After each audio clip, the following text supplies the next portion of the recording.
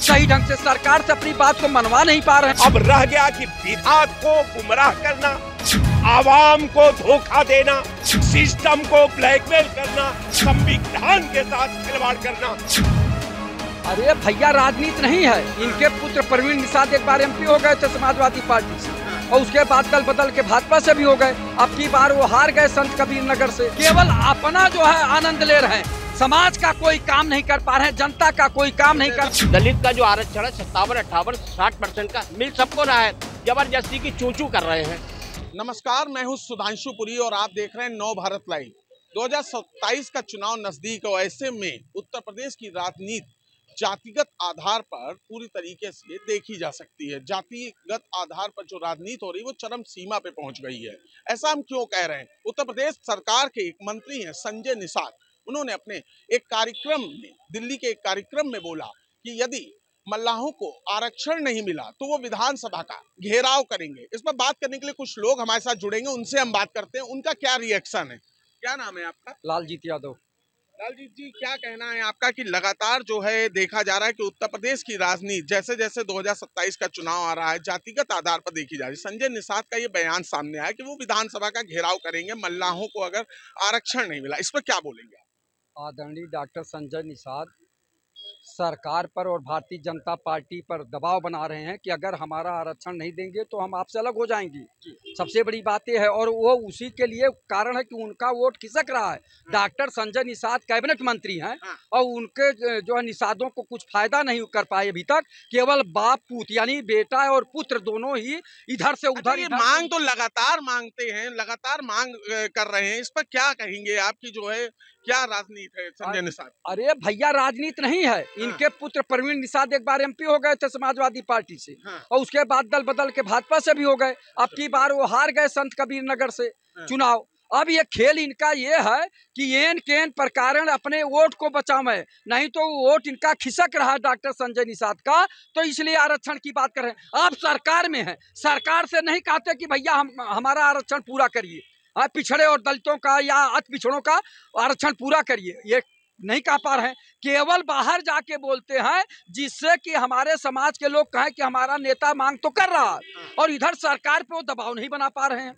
सही ढंग से सरकार से अपनी बात को मनवा नहीं पा रहे हैं। आपका कहने का मतलब है कि सरकार पर दबाव नहीं बना पा रहे, केवल वोट के लिए राजनीति कर रहे हैं। एकदम इनके अधिकारी सुन नहीं रहे, इनके जो कर्मचारी सुनते नहीं है। ये केवल मंत्री पद लेके बड़ी बड़ी गाड़ियों में घूम रहे हैं, केवल अपना जो है आनंद ले रहे हैं, समाज का कोई काम नहीं कर पा रहे हैं, जनता का कोई काम नहीं कर पा रहे हैं। लोगों का कहना है कि समाज का कोई काम नहीं कर पा रहे, केवल वोट के लिए अपनी राजनीति को चमका रहे हैं। कुछ लोग और जुड़ेंगे। लगातार देखा जा रहा है कि 27 का चुनाव आ रहा है, ऐसे में आप देख रहे हैं कभी ब्राह्मण वर्सेस यादव हो रहा है उत्तर प्रदेश में, कभी ठाकुर वर्सेस दलित हो रहा है, और संजय निषाद अपनी मांग पे अड़े। ऐसे ही अगर हर समाज अपनी मांग पर अड़ेगा तो क्या इसका नुकसान हो सकता है बीजेपी को? अब देखिए सर, सबसे बड़ी चीज की एक भारतीय जनता पार्टी का वो सहयोगी दल है।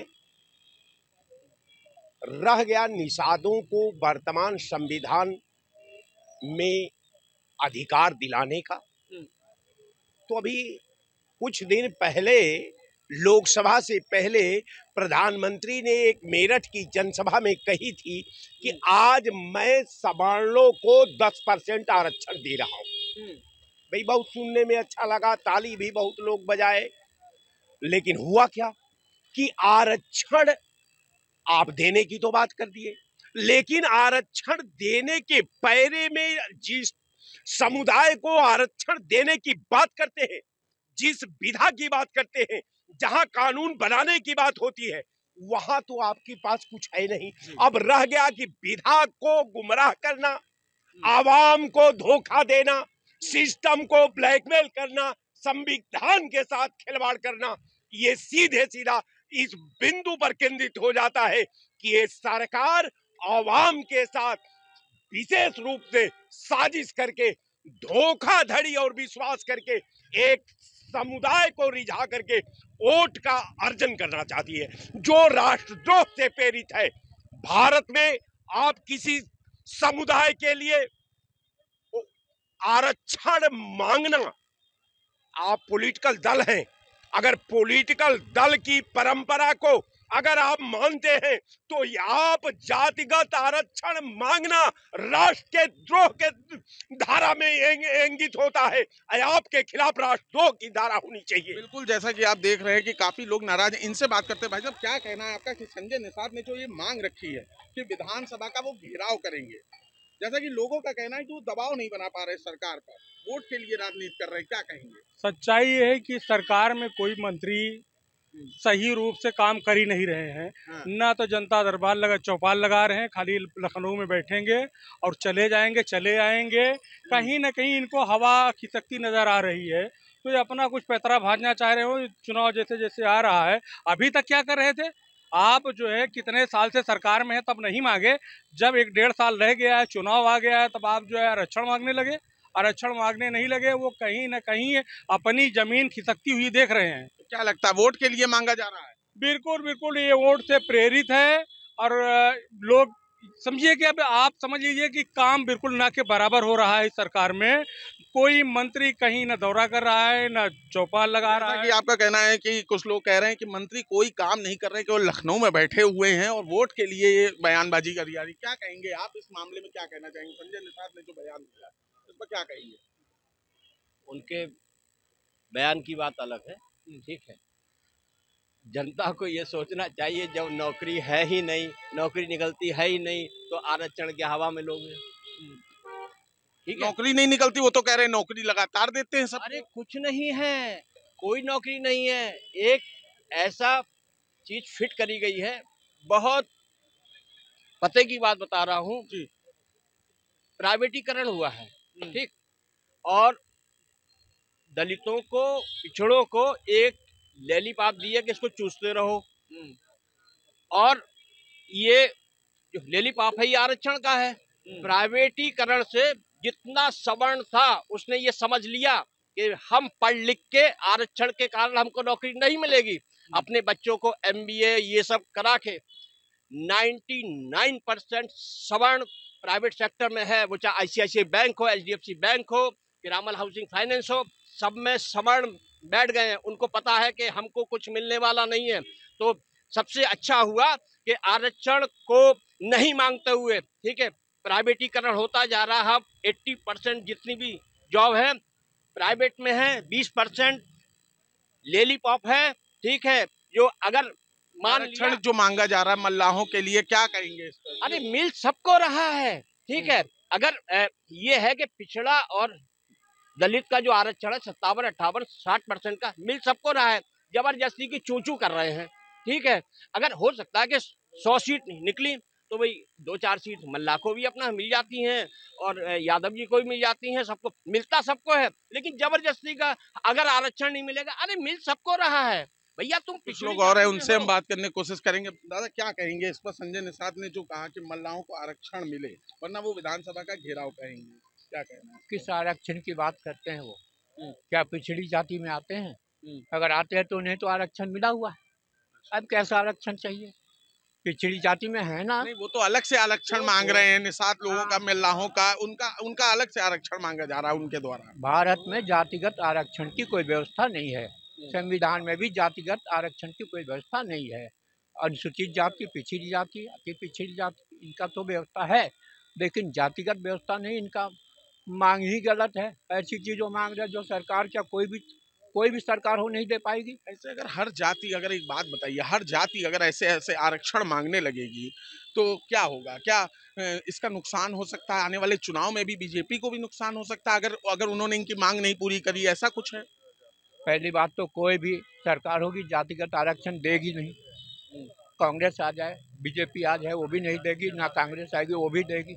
ना प्रदेश की सरकार दे सकती जब तक केंद्र सरकार ने उस पर अपना वो गजट पास ना करे, कुछ भी नहीं हो सकता। कैसे पॉसिबल है ऐसा? कभी नहीं हो सकता ऐसा। जैसा कि इनका कहना है कि जातिगत आरक्षण की जो मांग है वो इम्पॉसिबल है। एक आप ये बताइए कि जैसा कि इनका कहना है कि जातिगत मांग जो कर रहे हैं लोग, जो आरक्षण की मांग कर रहे हैं, वो बिल्कुल इम्पॉसिबल है, वो कोई नहीं सरकार देगी। इस पर क्या कहेंगे? पिछड़ी जाति में तो निषाद लोग हैं, मल्लाह लोग हैं, नाविक लोग हैं पिछड़ी जात में, लेकिन अभी हमारे बड़े भाई हमारे से पूर्व वक्ता बोले ना कि प्राइवेटीकरण हो रहा तो आरक्षण कहाँ देंगे। आप बताइए, आप रेल बेच दिए, भेल बेच दिए, LIC बेच दिए, हवाई अड्डा बेच दिए, तो सब तो बेचते जा रहे हैं, प्राइवेट होता जा रहा। तो बड़े भाई ने सही कहा कि अब सवर्ण के लोग पढ़े लिखे हैं, वहाँ जाकर जो छोड़ जाएंगे। MBA कर लेते हैं, BBA कर लेते हैं, BCA कर लेते हैं, तमाम बड़ी बड़ी डिग्रियाँ वो पहले से उनको मालूम है कि ये सरकार ये करने जा रही है, पहले सतर्क हो। क्यों मांगा जा रहा है इनके द्वारा, क्यों समय समय पे मांग की जा रही, विधानसभा घेराव कर देंगे, इस तरीके की बातें कर रहे हैं, क्यों कर रहे हैं, आखिर क्या कारण है? संजय निषाद जी इसलिए कर रहे थे, इनके समाज के लोग इन पे चढ़ाई कर रहे हैं कि आप कहे थे, वादा किए थे, विश्वास में लिए थे कि हम पहुंचेंगे तो हम समाज की आवाज को उठा के आपका हक आपको दिलवाएंगे। अब दिलवा पा नहीं रहे तो अब बोलना चालू कर दिए कि जैसे हमारी जनता, हमारा समाज ये सोचे कि नेताजी तो खूब चिल्ला रहे हैं, खूब बोल रहे हैं, सरकारें नहीं सुन रही। कहने का मतलब जानबूझकर ये करा जा रहा है, जानबूझ के कर रहे हैं कि अपने जो स्वजाति जो जिस वोट पे ये निर्भर करते हैं उस वोट को रिझाने के लिए एक बोलना चालू कर दिए कि हमको अब समाज में जाना पड़ेगा वोट मांगने। साल 2027 में जाना पड़ेगा, तो पहले से अपना व्यूहरचना कर लिए।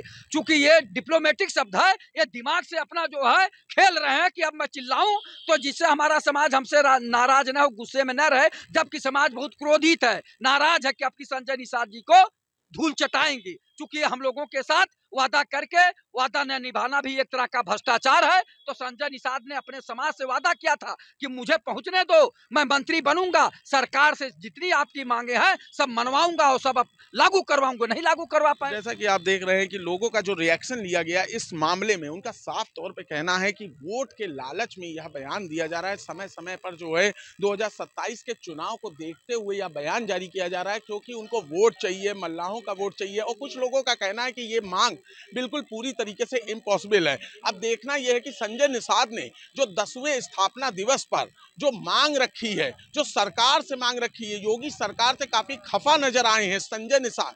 उन्होंने जो मांग रखी है, आखिर सरकार उनकी मांग को कितना तवज्जो देती है, आखिर उनकी मांग पूरी होती है या नहीं, या तो आने वाला वक्त बताएगा। कैमरामैन सुमित के साथ सुधांशु पुरी, नव भारत के लिए लखनऊ।